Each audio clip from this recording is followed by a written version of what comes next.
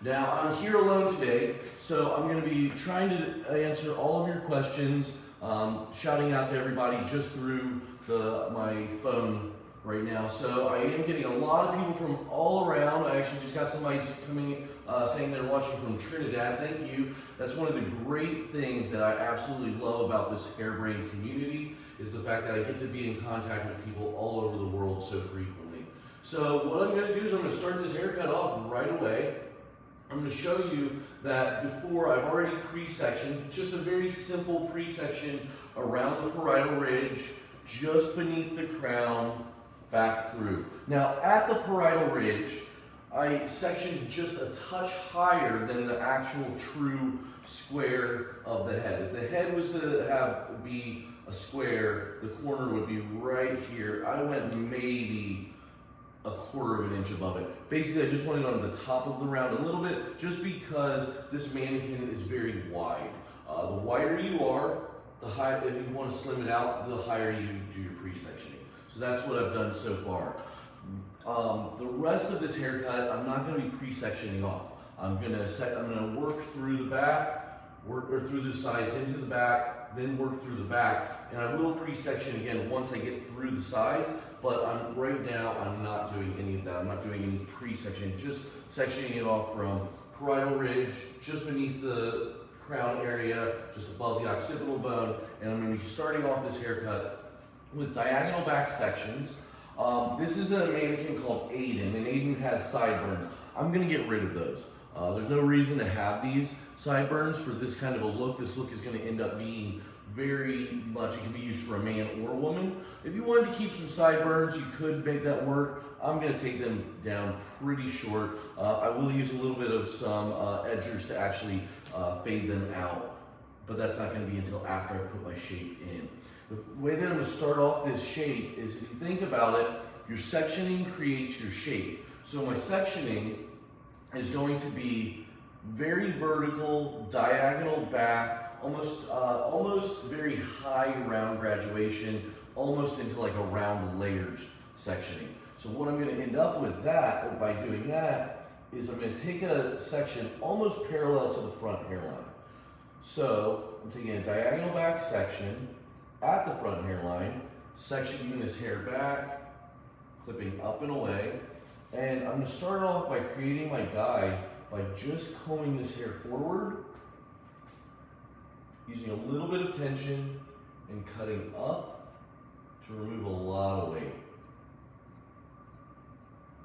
Now this isn't going to be an extremely short haircut, but there is going to be some disconnection.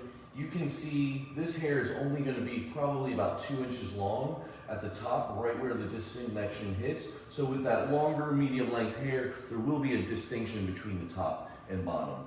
I'm then going to comb this hair back. Make sure you guys can see.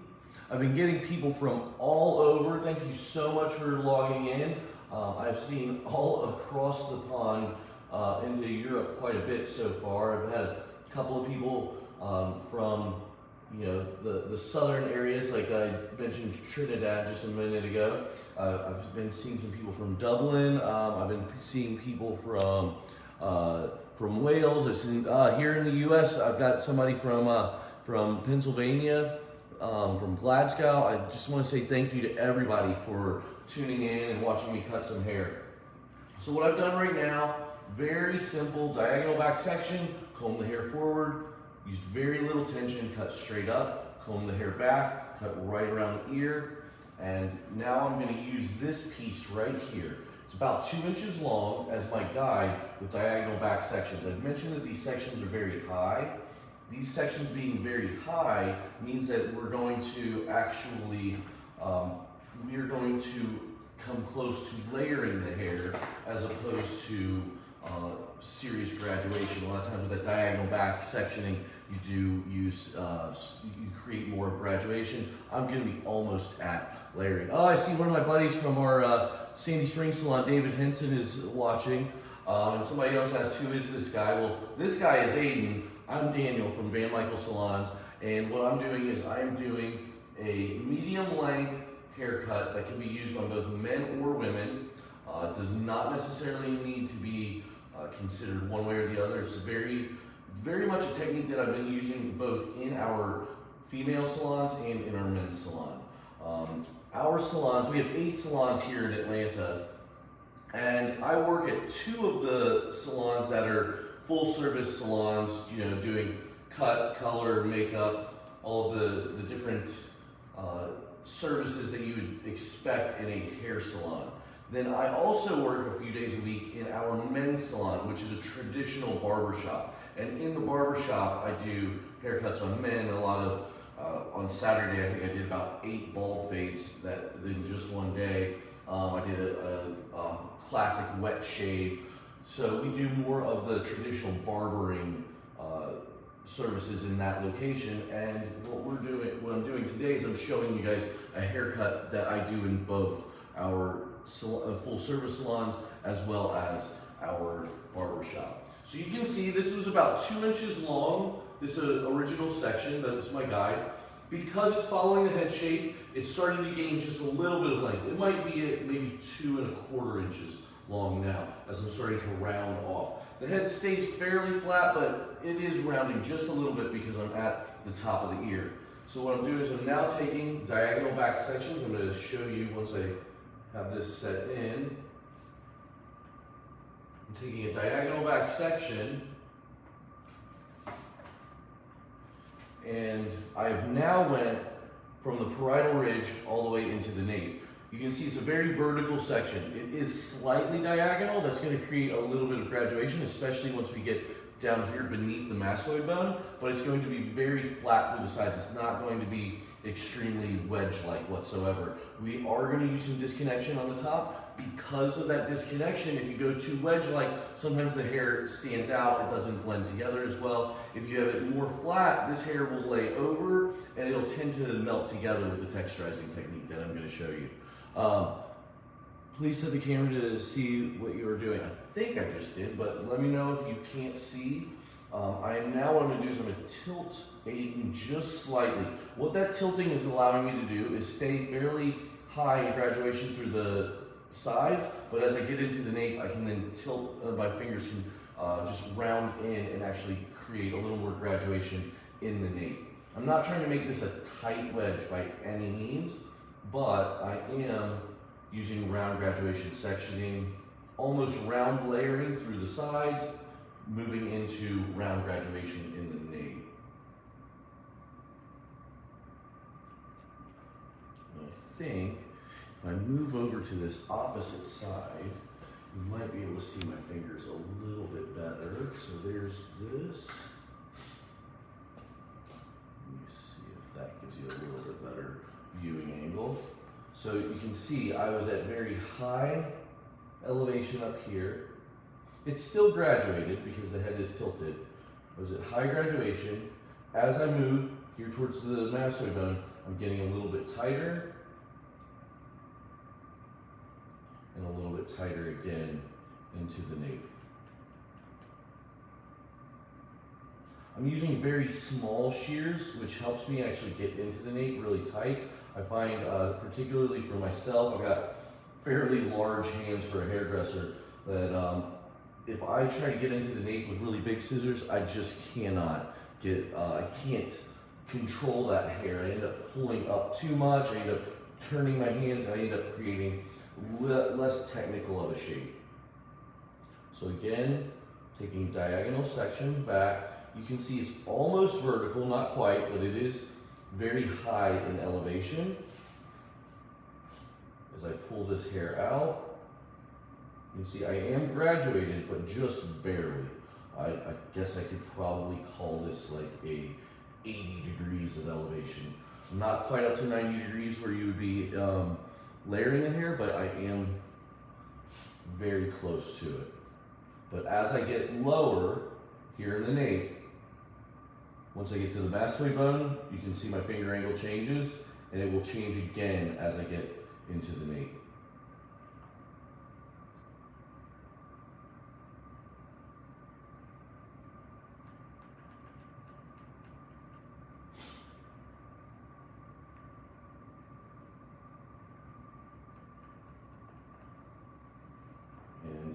once I have about 3 sections created, I can see that I'm creating graduation here, but I'm going to clean up my outline.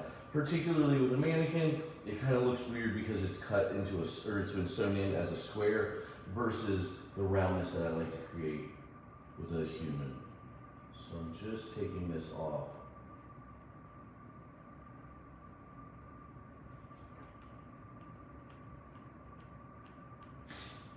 Everybody seeing better there? Awesome. Yeah, a little bit better. And you can start to see that this is coming into very flat, and as it moves down, it graduates more and more and more and more.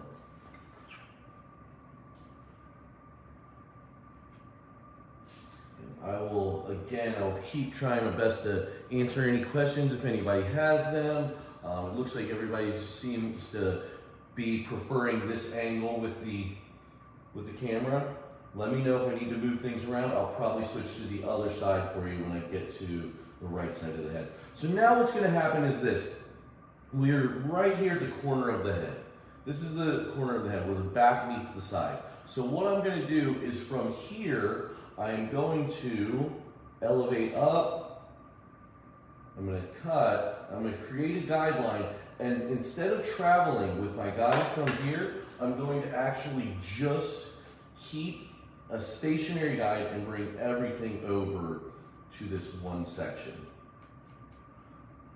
That is going to create a little bit more weight through the center, but I'll take care of that in just a little bit because we're going to come back and cut the back with more of a square layer versus this round graduation. So what you'll see is because I start staying stationary, I'm going to gain more length. The hair is going to travel farther, therefore it will gain more length through the center.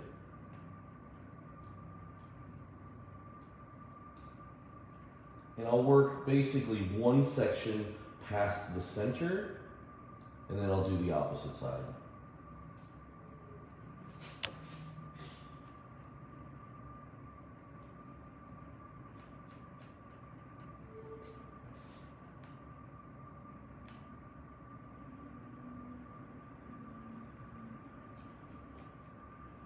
You can see I'm now using a stationary guide, so this hair is gaining quite a bit of length.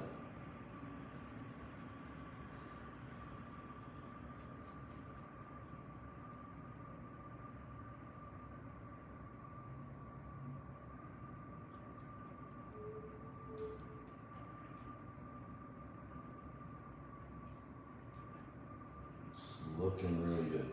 I'm getting quite a bit of weight through there. I'm going to take some of that weight off. It's not going to stay there for this haircut. We're going to take it off once I've cut the opposite side. So here's my one section past center. So if this would be the center of the head, I would go one section past, and I'm clipping all this hair away, bringing all of this hair over to this side, stationary guide, and then I'm just cutting exactly the same shape that I've been creating for the last 2 sections before this.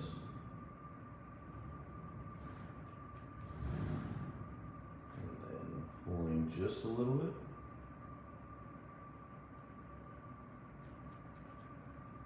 Okay. So you can see this has gained a lot of length. I don't need all of that length. It will be cut once I move on to the opposite side and once I move into the back.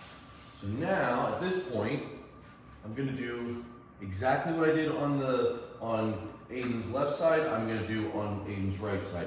Now, on the left side, what I tend to do whenever I'm cutting hair is my fingers work in the direction I'm working. So if I'm working to the right, so if I'm moving to the right, around to the right, my thumb is going to point in the direction that I'm going. So when I was cutting Aiden on his left side, I had my fingertips down so that I could work to my right. Now I'm going to be working to my left. So because I'm working to my left, I want my thumb to be pointed in the direction that I'm working. So I'm going to work with my fingers up. So this tends to be, for me, my faster, quicker side because I'm a little more precise with my fingers up. For some reason or another, it just has always been easier for me to cut fingers up. So I'm going to take my diagonal back section, just like I did on the opposite side, comb this hair forward, clip this hair back, and see if you guys can see. So I'm combing this hair forward. I know that this is going to be my guide for the shape, this piece right here. And I know that I want that to be about 2 inches long. So what I tend to do is I like to grab the hair from the opposite side, pull this forward. Okay, there's my length. I'm just going to take that. That gives me a little guide because I am freehanding the rest of this. So if I comb all of this down with just a little bit of tension,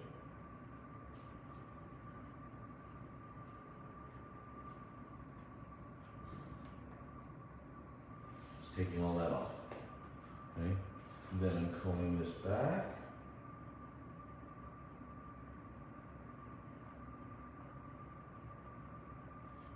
Letting it just fall into natural fall and cutting up so that I will cut this sideburn off just in a little bit. I'll go over with some edgers for that, so to really make that look nice and tight. So from here, I'm now going to take diagonal back sections, same as the opposite side. They're almost vertical, not quite. Once again, I know that my guide at the top is going to be about 2 inches long. There's my guide.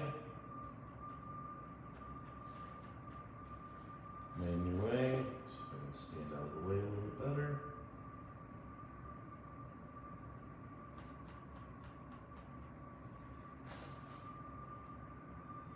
And this hair will just tend to flow back away from the face because of it.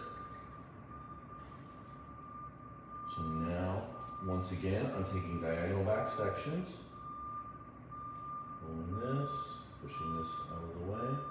I don't tend to over comb. I'm very big about having very clean sectioning, but I do not like to, I see some people, they will comb until I feel like the hair is almost dry. So I do like to comb the hair real clean, real tight, but I don't over comb. I try to work very efficiently. Comb one way, comb the opposite way, clip out of the way. I find for myself it's so much easier and much more efficient if I do that. In the salon, I run on a 45-minute schedule, which isn't really fast. I used to work on a 30-minute schedule, but once I got to a certain price, I just felt like I wanted to keep more, a little bit more with my clients. A little more time. Somebody's saying, oh, hey, thank you. I have a friend of mine by the name of Hope saying hi, saying that she thinks I'm doing a fantastic job, which is really nice of her. I haven't seen Grace in quite a while. That's the great thing about this hair-brain community is I am able to stay in contact with some of my friends that are around the country that I haven't seen in quite a while. And now what I'm doing is I'm taking a diagonal back section once again.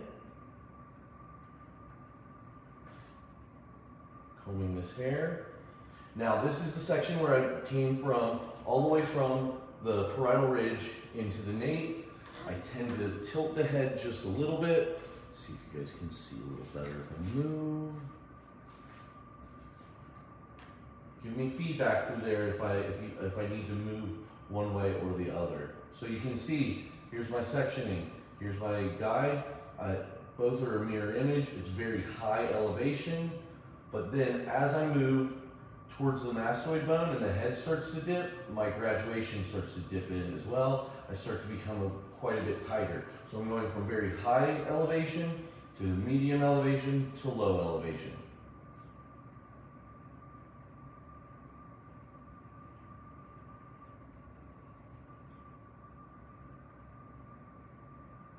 Once I get done with this first section, what I like to do also is I now like to check and make sure my balance is correct. So I'll have Aiden straight up. I like to grab the hair. I'm just a touch longer on my second side, which is what I want to happen. I like to do, I like to err on the side of long because I can always take more off. If I take this too short, that means I gotta recut the whole other side. If I've taken this and it's just this section that I've taken a little bit too long, that means I need to pull straight out more.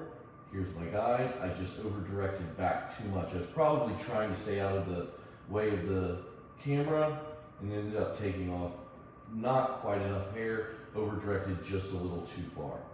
So you can see I'm now just taking this a little bit more off.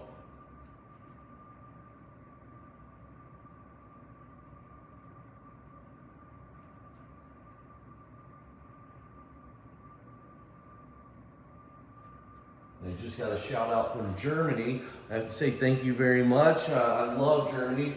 I've been to Frankfurt a couple of times. I've been to Berlin once. I have to say it's a beautiful country. Maybe when all of this COVID stuff opens back up, I can start doing some more international travel. I do quite a bit of travel for different product lines, for different educational centers. And last year, I actually traveled so much. I was a Delta medallion, but did not fly any international, which is the first time for that. I usually am doing a good bit of international travel also, and yet last year, due to COVID, I did not do a single bit of international travel, but still traveled like 150,000 miles. So the one thing that I will say is I'm very excited about things hopefully in the next 6, 8, 9 months opening up again. I hope things start getting better so that I can start going somewhere like Germany again, so I can start traveling. I'm a huge fan of Europe, huge fan of Asia. I actually have a trip to Japan as well as a trip to China already booked. It's just once we get the ability to travel lifted. So you can see now, just like the opposite side, I am now using this as a stationary guide. This last section is going to be a stationary guide for me. So now I'm going to tilt just a little bit away from me. Diagonal back sections. All of these sections are coming to here. It's going to gain a lot of length. What you're going to find is you'll start seeing guides that I've cut already on the opposite side. I always have to pay attention to make sure that I'm not cutting or overcutting or undercutting an amount of hair because I see a guide that's not the correct guide for me to follow. What that means is I am following this line right here. I'm not following this. I could very easily take my eyes and just shift over and create A to B, but that's not correct. I want to cut this line here. Just stay diligent with your work, stay clean with your sectioning, make sure you are able to control everything that you're working with, especially when you get to a stationary guide. People tend to take larger sections with a stationary guide. I'm all for that. The only thing is I just want to make sure that when you do work with a stationary guide and you're using larger sections, that you still are controlling all the hair, that you're combing the hair very tight. I tend to switch over and make sure that I'm using the fine teeth of my comb when I'm doing a stationary guide because I want to make sure that I grab all of the hairs. This is a Sesabon comb. I've been using Sesabon combs for 30 years at this point. They used to only come in green, and it's army green. Now they come in a number of different colors. I tend to like to use, if I'm working with light hair, I tend to use black ones. When I'm working with dark hair, I like to use white ones so I can see the contrast of the comb and the hair. I actually get all of my tools, just about all of my tools I get off of Hairbrain's Pro Store. Kelly and Gerard send me out these combs very quickly. If I place an order, I feel like I have the order within a couple of days. But I love these combs, as well as I do kind of the same thing with my clips. I use the YS Park clips. I've been using those for 30 years as well. I think it's one of those things where I don't necessarily know what I like what I know, and I'm very familiar with these products. So I keep ordering them because I don't want to fix what's not broken. The thing that I like to do with the Clips as well, as I like to use my clips the opposite of the hair color. I find that I don't sometimes, I mean, all of us have done this before where you go to comb through and you realize that there's a clip still in someone's head. If you use an opposite color, you have a tendency to not do that as frequently. All right, so from here, I'm now taking a center section and I am going to flatten this out a bit. I'm going to get rid of a lot of this hair in the center. So I'm taking a vertical section,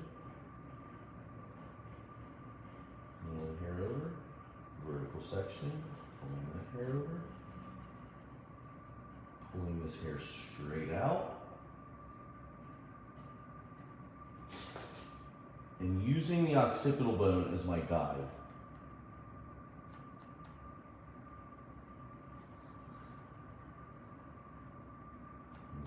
Straight down and into the nape. I'm taking this corner off.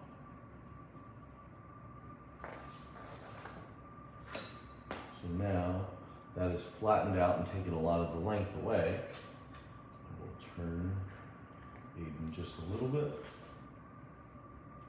Taking another vertical section, combing, and I'm literally cutting just flat. Now what I'm doing is I'm over directing into each previous. In over directing into each previous is going to gain just a little bit of length. The head rounds off. This will keep this flat in the back. What I'll end up doing is over directing. What you'll find is pretty much right when I get to this corner, everything will run out. I feel like we did this haircut in the 80s. What was it referred to back then?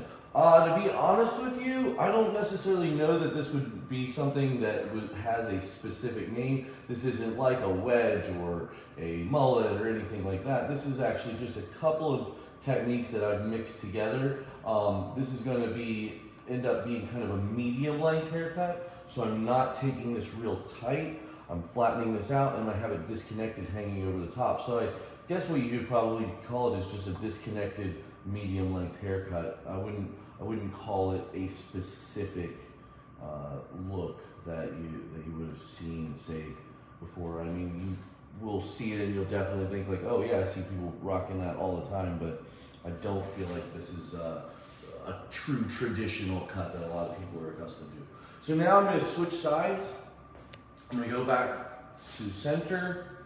You can see as I pull this hair out, if I pull this hair out and cross check, I've got a nice flat line.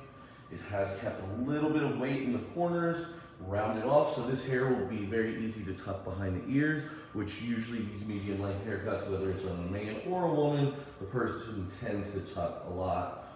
It's so funny, I have so many of my guy clients who love to tuck their hair and then put a baseball cap on top of it. And they say that the look that they're looking for is just that they want the hair to not, puff out like the way that a lot of times young kids' hair does when they're playing sports.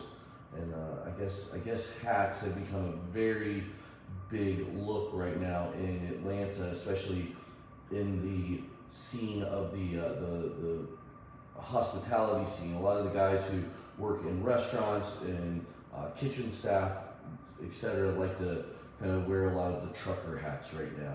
But the one challenge is they're not really wanting their hair to just kind of puff out, and this will keep some hair underneath. However, it will kind of stay close to the head. I think a big part of it is our baseball team won the World Series this year, and so everybody likes to wear an Atlanta Braves hat right now. So with that said, I feel like that's why a lot of the guys who come in are asking for hair that can be worn underneath a hat. As I get into the nape, I'm just graduating a little bit.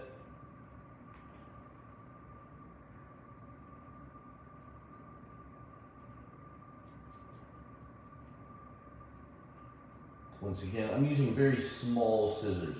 I find that by using small shears, I'm able to get in really tight into the nape. When I use larger shears, I'm just not able to do that. I don't really cut with large shears hardly at all. It's very rare you would see me with a large shear in my hand. I like, these are actually like 5-inch shears. I like really small ones.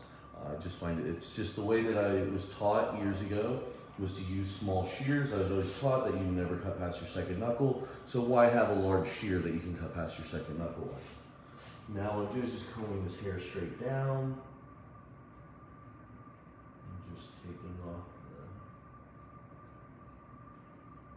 the outline just a touch. Now, here's where our haircut becomes a little more interesting because this is where we're going to develop some disconnection in the shape. So what I'm going to do is I'm going to let this hair fall over. It can go forward, back, side to side, whatever you want. I tend to push the hair just to the side and back, let this fall. And then from here, I'm going to leave some disconnection that hangs over, but is able to tuck back very easily. The way that I'm going to create that is I'm going to work with vertical sections back and forth from side to side. Okay, so I'm going to take a vertical section. So vertical meaning front to back. I'm going to pull everything to this side and then everything to this side. So the way that I'm going to do that is I'm going to start on my left side. The only reason I'm starting on my left side is because I did the left side first in the haircut. It doesn't really matter which side you start with. So from here, we have our pre-sectioning right at the parietal ridge. I'm going to go about a ½ inch past that, comb this hair away, make it very clean. Use a clip to keep that out of the way. I'm now going to take my vertical section. Now typically with a vertical section you would be lifting up to cut. I'm actually going to bring it back. I am going to be bringing it out. I'm going to bring it out straight out from the head from the parting. So very high, flat layering. Almost though I will build a little bit of length because of the roundness of the head. So I'm pulling this straight out. I'm pulling down, seeing where I want this in length. I want this to be able to tuck. So I'm going to make it hit just right at the cheekbone. So I'll create my guide at this length. However, I'm going to cut it at this elevation. In cutting a flat line. Now I worked round and then square in the back. I am now cutting completely flat, which means it will be just a little bit longer in the front and a little bit longer in the back because the head rounds off. Everything in front of the temple area will be just a touch longer. This hair is just a touch longer than this because the head rounds off. This hair in the back is just a touch longer than this because the head rounds off. So you can see that does not technically blend. However, it will visually very shortly. Once again, I'm going to take a vertical section.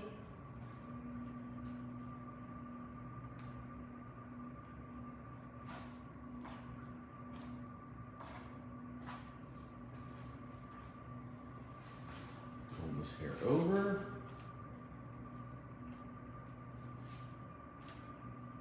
Elevate up. And you can see my elevation just went up even higher.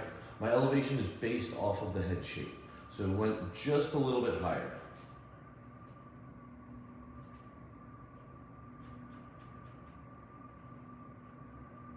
Once again, I am using the fine teeth of my comb because I'm using large sections, holding a lot of hair, I'm pulling it all to one section. I want to make sure that everything is pulled together tight.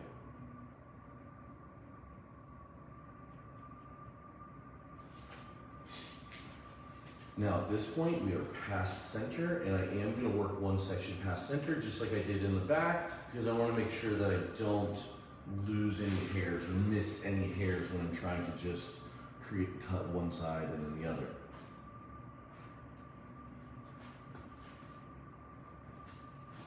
You will see there's not as much hair. Hair just doesn't reach as far. So I'm taking this off. When I cut my opposite side, I'll cut probably 3 or 4 sections, but what you'll see is my first section I'll cut a lot, but each section after that just a little bit, until it becomes almost nothing, because I've cut this hair bringing it to this side, and once I travel past center, it won't reach.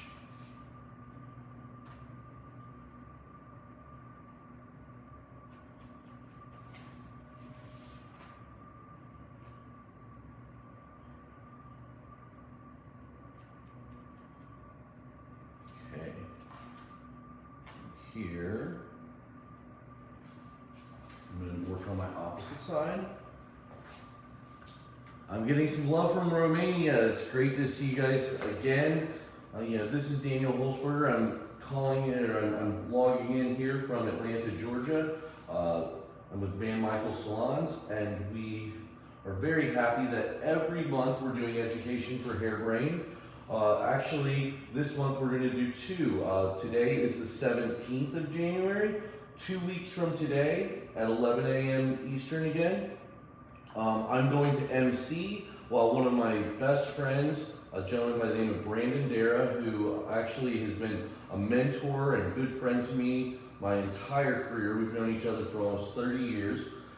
He's going to be doing a haircut while I MC and explain everything that he's doing while he's cutting. If anyone has ever seen Brandon cut or heard him speak, he's a phenomenal educator. He was somebody who was very instrumental in my development as a hairdresser, and I have to say I've traveled the world with him multiple times and I have to say I've learned so much from him through the years, just how to explain things. No one I know out there can break down a haircut any better than Brandon. So if you would like, 2 weeks from today, 2 weeks from right now, log back on to Hairbrain Live's Facebook, and you'll get to see myself and Brandon while Brandon's doing a demo. And from there, once a month through the rest of the year, we will be doing education on Hairbrain's Facebook Live, which I really thoroughly enjoy doing that. It's a great experience, great opportunity. We really enjoy that.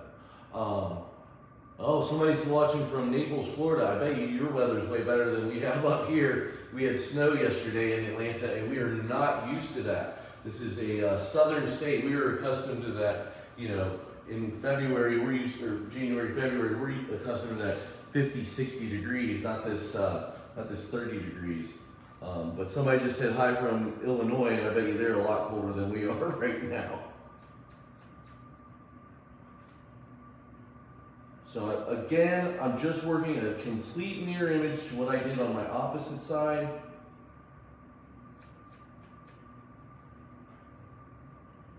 Now that I have worked through and I have actually, everything is running out, nothing is reaching at this point, I'm going to do one more thing. I'm going to work through the back. I'm going to take a horizontal section once again. And what I'm going to do is just take this point off. Right? I'm pulling this hair out. I'm letting it stay disconnected from the underneath, pulling straight out, but just taking this little point that's in the middle. I've cut everything to the right, everything to the left. Once you do that, you gain length through the top. I want to keep that length through the top in the front, but I just don't want to have a point in the back. So I'm literally combing everything straight back and cutting that off. All right. Hello. Oh, awesome. So also there, it's been hectic all over the globe. Hang in there, everyone. Yeah, absolutely. It has been crazy the last couple of years, but I have to say we're really weathering the storm well here in Atlanta. Our numbers have went up, our ICU numbers have went down, so that's a great thing to keep in mind that, hopefully we are kind of weathering the storm, and hopefully soon we'll all be traveling internationally again to see everybody. Now what I'm doing is I'm taking just a little bit of product. So this is an Aveda product We are at a Beta Concept salon. I have already prepped this hair. I washed the hair and then I sprayed a little bit of leave-in conditioner in the hair. I just do that on almost every single person. I like there to be hair or product in the hair when I'm cutting. Now what I like to do is I like to take just a touch. This is actually a finishing product. It's called Defining Whip. It's a very, very light cream, kind of a wax-like base, so that it has very pliable, bendable hold. You see it a lot on guys who use it who have shorter haircuts once the hair is dry. I actually like to kind of bend the rules a little bit and put it in the hair when the hair is wet. I find that it lets me kind of control the hair a little bit better. Now from here, what I'm going to do is I'm going to blast this hair dry very quickly. One thing that I find with these medium length to shorter haircuts, people want wash and wear hair right now. I think people got so accustomed during these lockdowns to not really spend 20, 30, 40 minutes on their hair. So I do my best to make sure that unless it's really long hair that I'm doing a making blowout for, if it's shorter hair, I try to make the blow dry as easy as possible. I want to make sure that the shape is cut so that it can be almost just a finger dried haircut. I don't want people to have to really spend hours and hours on their hair all the time. It's very rare that I have a client come in telling me that, hey, I really want to spend a lot more time on my hair. Most people, I'm finding, do not want to do that whatsoever. They want it to be as wash and wear as possible. So what I tend to do is I tend to use my fingers, blow dry everything to one side. Once I have it to a certain dampness, probably about 50% of the water out, I'll bust out my brush, flat wrap to that side. Then what I'm going to do is the complete opposite. I'm going to bring everything back to the opposite side. So if I'm blow drying everything to the left, I'm going to blow dry everything to the right in just 1 second. So I've got this hair at this point. This is most of the way dry on this side. This side's not, so I'm going to bring the hair back.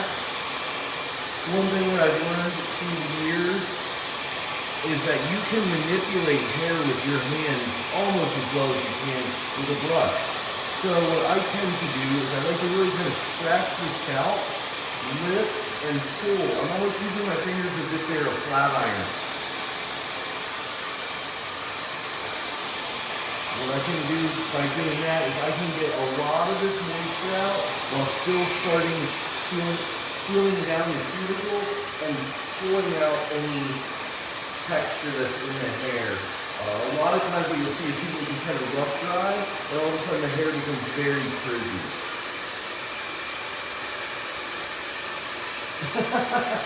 Somebody just said this is the moment where you can't hear what the client is saying, so you just laugh at it, you just laugh at whatever they're saying. Yeah, just smiling and laughing when the blow dryer is on sometimes goes a long way, especially with a mask on.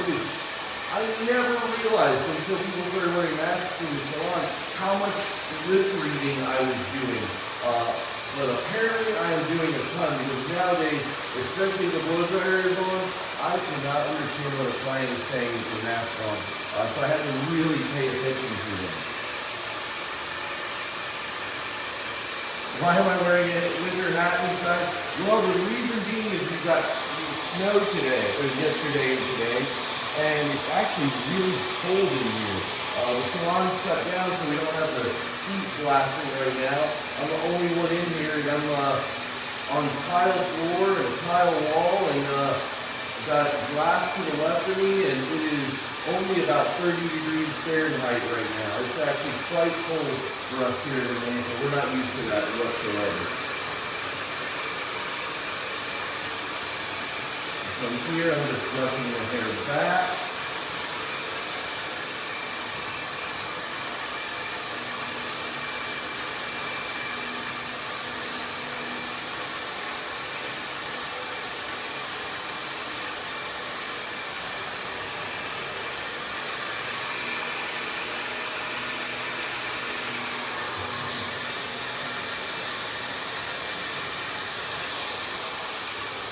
All right, so from here, I've wrapped back and forth. The hair is probably close to 80–90% dry. What I'm going to do is I'm now going to take horizontal sections. So I cut this top using vertical sections from front to back. I'm now taking the horizontal section from right to left, brushing this hair forward, and looping this hair away from the face.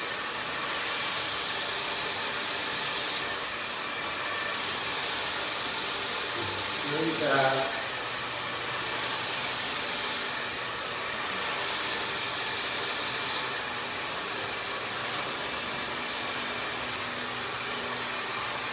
Once again, horizontal section, just looping straight back.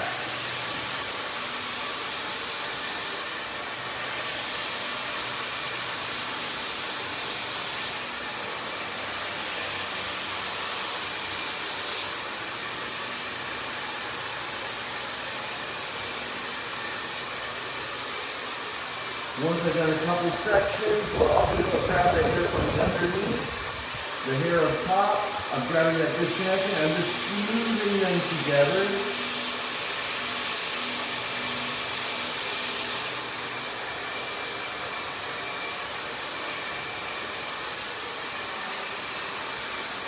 Once again, horizontal section, up and back.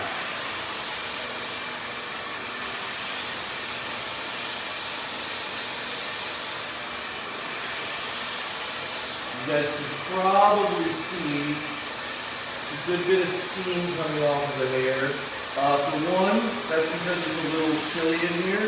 For two, it's because I did use a good bit of leave-in conditioner, and that leave-in conditioner, the heat protectant, is just kind of doing its job.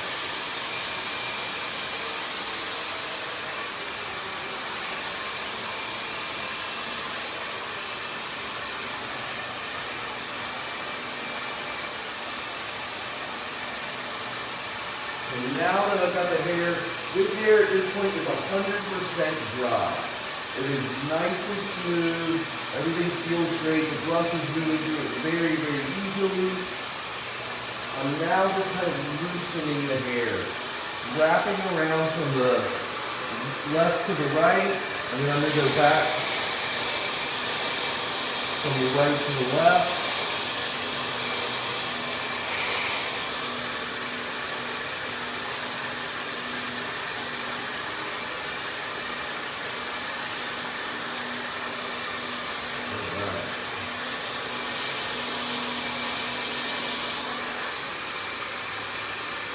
Can you do a bald head just for curiosity?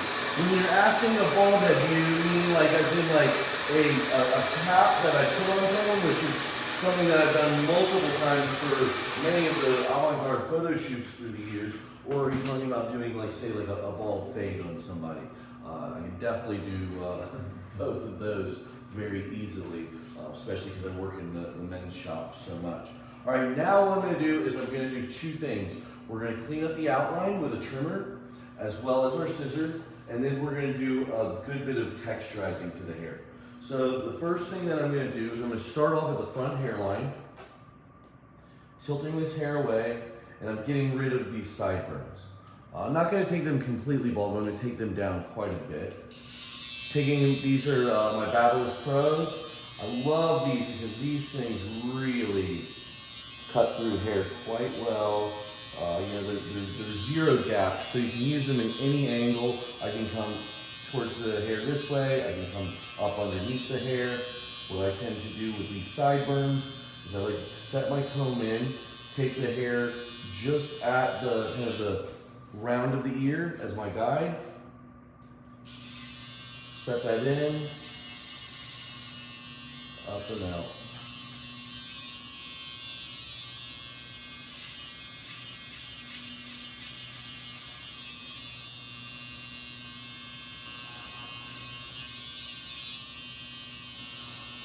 And this is pretty much what I would do for a man, not so much for a woman. A lot of times with the women, I kind of actually leave this a little bit longer, leave it a little bit softer. Some women like it to be cleanly cut.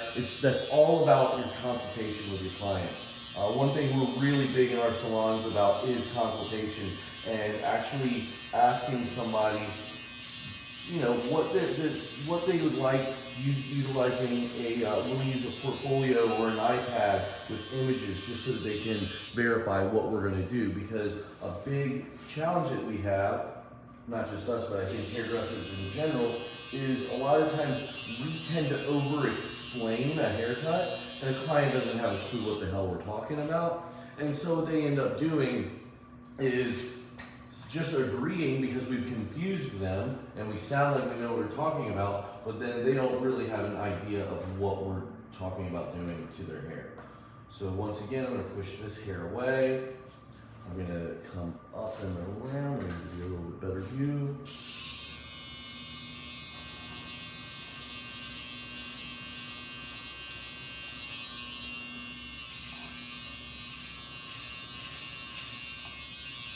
That's my guide.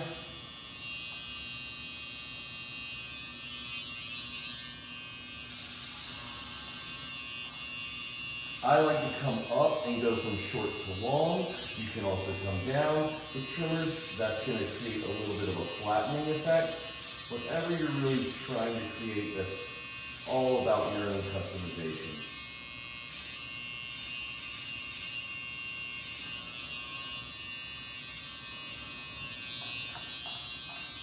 In the back.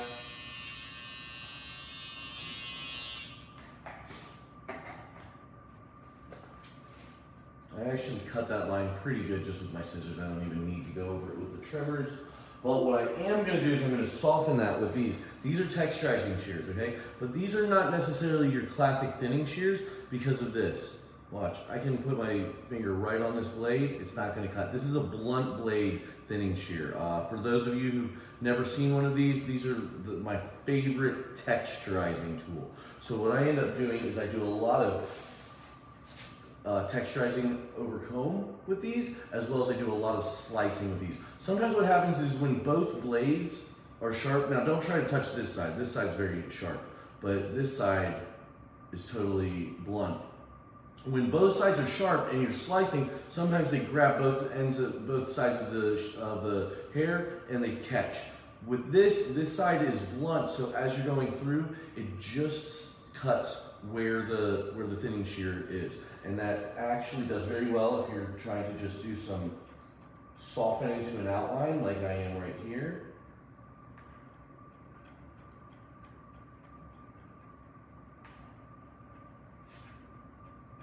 See how that hair does not get caught whatsoever. It goes right through and there's no hair sticking on it. You know, when you slice through, or you do a lot of texturizing with the texturizing shear, if both sides are sharp, you'll pull it off and there'll be like tons of hair in it. Not nearly as much. The stuff actually, the hair kind of falls right through these shears. Much easier, and it's much easier way for you to refine something that's disconnected like this without having to go through the razor. It's going to be a very similar effect to that, but you can actually kind of look at it when it's dry and create that effect. So I'm combing this hair back. Now because it's dark coloring, you're not noticing this, but there's a huge line right here that I created. And that's just because I cut this horizontally. What I'm going to do now is I'm going to diagonally back, comb this out. Here's my disconnection, here's my long, here's my short. I want this to blend together. So I'm going to cut into the short through the long. Somebody was just asking me, is that a Hikari? No, these are not Hikari. I do believe Hikari make a blunt blade.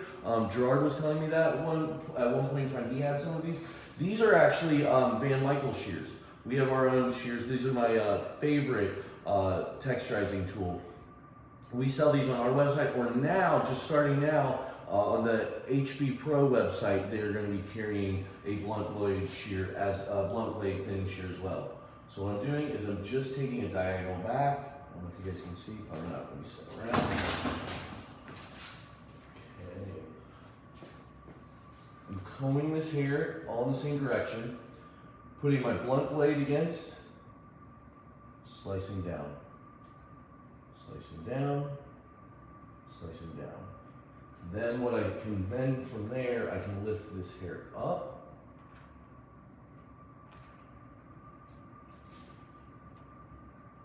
And slice up as well. So from that underneath up into the longer disconnected pieces. You guys see that? It's actually a really nice way of blending through hair. It's great for pompadour looks also, particularly a good friend of mine, she comes into the shop, she's got platinum hair on top and it's more of a light blonde on the underneath, and she wears it up in a pompadour, but sometimes when it falls down, it looks like there's too much of a line. So what I've done with these is just slice through, and it makes it just melt together so much more visually stimulating that way. Or aesthetically stimulating is how I should say. Combing this hair back, coming back through. I'm going to step around so you guys can see. I'm going down into the underneath. You've got to open and close. You can see I'm not opening and closing my shear completely. I'm just opening and closing a little bit. That's what gives you that slice. How many teeth, somebody just asked. These are 30 tooth. I find that 30 tooth is the type of texturizing shear that I like the best. This is a 5.5 inch shear with 30 teeth. And like I said, it's got a blunt blade though. That blunt blade is very important. You know, that keeps you from slicing or keeps you from pulling the hair. But you can see I did take quite a bit of hair out by doing this. But really, it's just a visual blend. It's one of my favorite texturizing techniques, but I only like to use it on shorter hair.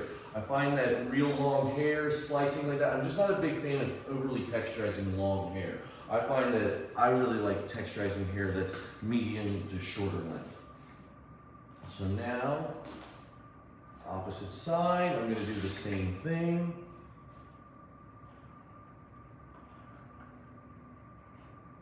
Yeah, you can definitely, somebody just said, said that they are a blender shear. You could definitely call it a blender shear. I still consider it a texturizing shear because any kind of thinning, blending, slicing is all forms of texturizing. And so I just guess I use that term because that's what I've always called them. Not necessarily because I have the right terminology or not. Anything that I say can definitely be said in a million different ways. One thing I found about 20 years ago when I started doing education for different product companies is there's a million ways to say the same thing. And so that way, so yes, these are definitely a blending shear. Combing this straight down. And you can see a little bit here, but not nearly as well as you could if you were here in person. There is still quite a bit of weight right through here that I just want to take off. That's because everything above the, up into the crown area, everything that I pulled it at was horizontal. So that created a good bit of graduation because of the roundness of the head.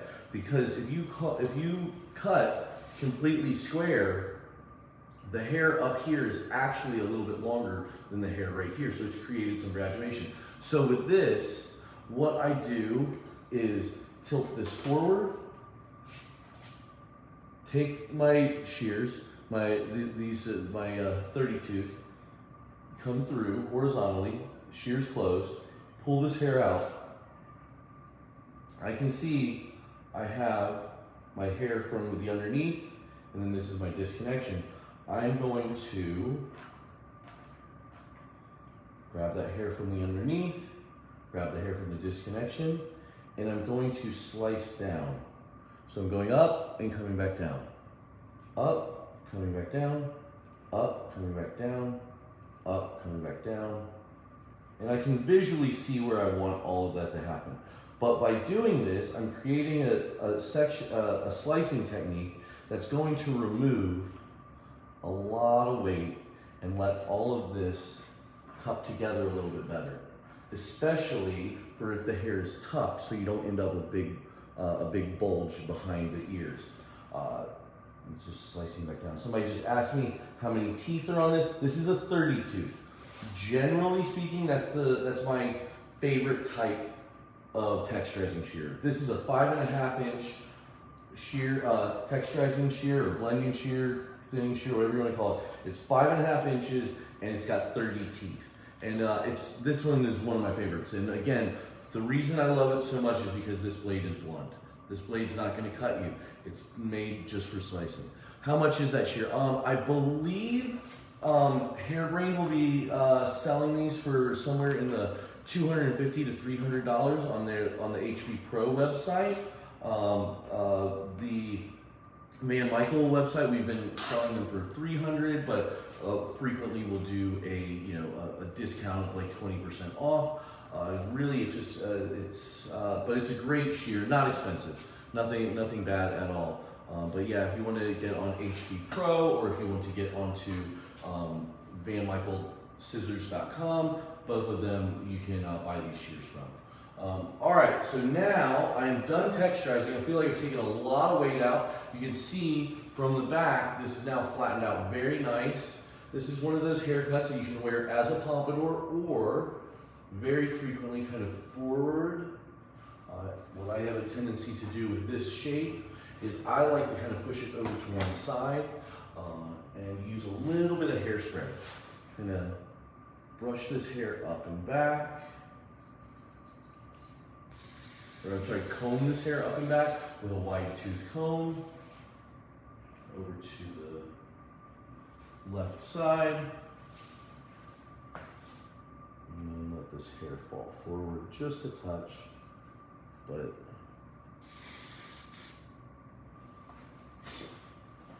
very sharp look. Like I said, something you can use on both men and women. You know, you've got a good bit of disconnection through underneath here. It all melts together just beautifully with that great texturizing technique. And I hope this is something everybody can use. That's it for me. Thank you guys so much for logging on. am I gonna put a hat on him? I'm not putting a hat on him, but he could definitely wear a baseball cap if he wanted to, because this can just tuck back real nice. Thank you guys so much for your time. I really appreciate everybody logging in all over the world. I hope everybody enjoyed this. This was a blast for me, and I look forward to seeing you guys 2 weeks from today with one of my good friends, Brandon Dara. Talk to you soon. Thank you.